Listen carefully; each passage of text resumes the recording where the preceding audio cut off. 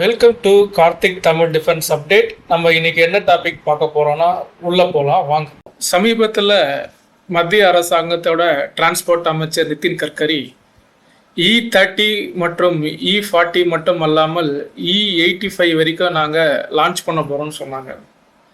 அதாவது பெரும்பாலும் இப்போதைக்கு E20 பெட்ரோல் வரைக்கும் இருக்குது. அதாவது 20% எத்தனால், 80% பெட்ரோல். E30 என்பது 30% எத்தனால், 70% பெட்ரோல். ஆனால் இப்போ நம்ம BS6ல் அதிகபட்சம் கம்ப்ளைண்ட்ஸ் பார்த்தீங்கன்னா E20. இப்போது இதில் என்ன பிரச்சனைன்னு பார்த்தீங்கன்னா, சில இன்சூரன்ஸ் நிறுவனங்கள் மற்றும் கார் மேனுஃபேக்சரர் என்ன சொல்கிறாங்கன்னா, சில கிளாஸை செட் பண்ணுறாங்க.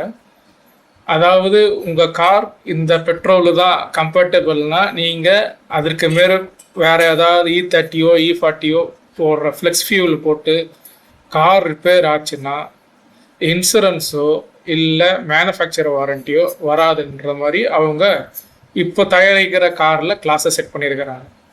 இதை பற்றிய முழு தகவல் வேணும்னா நீங்கள் கமெண்ட்ஸில் தெரிவிங்க. இதை பற்ற ஒரு முழு விழாக நம்ம யூடியூப் சேனல்லையும் போடலாம். நன்றி, வணக்கம்.